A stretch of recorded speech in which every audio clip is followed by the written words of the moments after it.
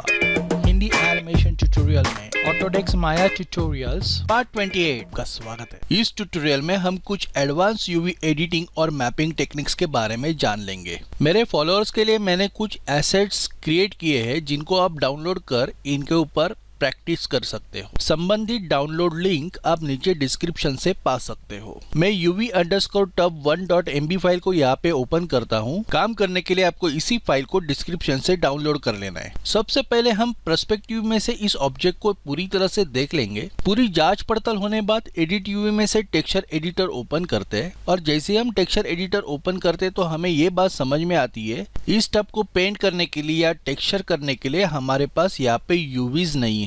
Without यूवीज इस tube को paint या टेक्सचर करना नामुमकिन है। ठीक है, तो सबसे पहले हमें इस टब के यूवीज को क्रिएट करना होगा और वो करने के लिए हमें यहाँ पे एक सिंपल सा तरीका अपनाना है जो इस ट्यूटोरियल का आज का विषय है। जैसे कि ये एक खास ऑब्जेक्ट है, इसका एक खास शेप है, इसलिए हम यहाँ पे ऑटोमेटिक अनरैपिंग नहीं अप्लाई कर सकते। इस पर्टिकुलर मॉडल का निरीक्षण करने से ये बात पता चलती है कि इसे अनरैप करने के लिए हमें इसके यूवी मैप्स को टुकड़े में बांटने की जरूरत नहीं है, बल्कि एक अखंड यूवी मैप जिसके कम से कम टुकड़े हो ऐसा ही कुछ क्रिएट करना है। ठीक है, तो हम यहाँ पे प्लानर प्रोजेक्शन अप्लाई करेंगे जो y एक्सिस में ऊपर से नीचे प्रोजेक्ट होगा। तो मॉडल को सिलेक्ट रखते हुए हम क्रिएट यूवी में से प्लानर मैपिंग के ऑप्शन बॉक्स पे क्लिक करते हैं। अभी यहाँ पे हमें प्रोजेक्शन 2 में बाउंडिंग बॉक्स को सिलेक्ट रखना है और प्रोजेक्शन फ्रॉम y एक्सिस जैसे हमने पहले डिसाइड किया था बराबर, और फिर बाकी ऑप्शन को वैसे ही छोड़ के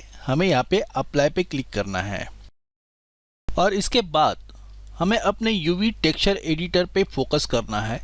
डिम इमेज ऑप्शन और टॉगल शेडेड यूवी डिस्प्ले को ऑन करने से आपका टेक्सचर एडिटर मेरे टेक्सचर एडिटर की तरह दिखने लगेगा। और जैसे आप यहाँ पे देख सकते हो कि प्लानर मैपिंग के वजह से हमारा काफी कुछ काम यहाँ पे आसान हो गया है। एक बार चाहिए तो हम इसे चेकर पैटर्न के साथ चेक कर लेते हैं। इसलिए हमें एट्रीब्यूट एडिटर को ओपन करना है और सबसे इम्पोर्टेंट बात, सिलेक्टेड ऑब्जेक्ट की history select all bye type से डिलीट करनी है। एट्रीब्यूट एडिटर के टॉप टैब में कलर्स के सामने चेकर बॉक्स पे हमें क्लिक करना है और यहाँ से हमें चेकर टेक्सचर सिलेक्ट करना है। व्यूपोर्ट में टेक्सचर्स दिखाई देने के लिए कीबोर्ड पे 6 की प्रेस करें। अभी टेक्सचर्ड ऑब्जेक्ट को गौर से देखने से हमें कई जगहों पे डिस्टॉर्शन नजर आ रहा है, खास करके इस टब के साइड वाले पॉलीगॉन्स पे। तो इसे ठीक करने के लिए हमें चेकर की साइज पूरे बार टब तक एक समान रखनी होगी और इसके लिए हम एक असरदार टूल का इस्तेमाल करेंगे जिसका नाम है स्मूथ यूवीज। तो सबसे पहले हम यूवी शेल टूल पे क्लिक कर इस पूरे यूवी मैप को एक साथ सिलेक्ट कर लेते हैं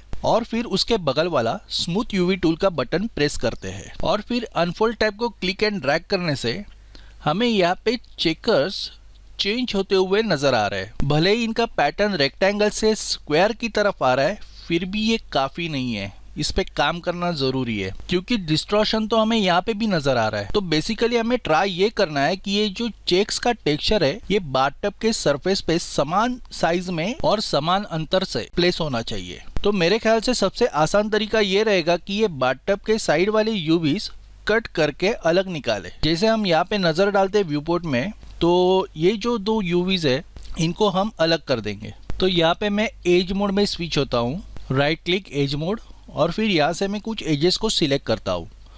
तो मैं यहाँ से इस कॉर्नर से इस एज को सिलेक्ट कर रहा हूँ और मेरे ख्याल से ये थोड़ा कॉम्प्लिकेटेड होगा। इससे अच्छा हम ये जो टॉप पे एज लूप है इसे हम सिलेक्ट करते हैं, वो सही रहेगा।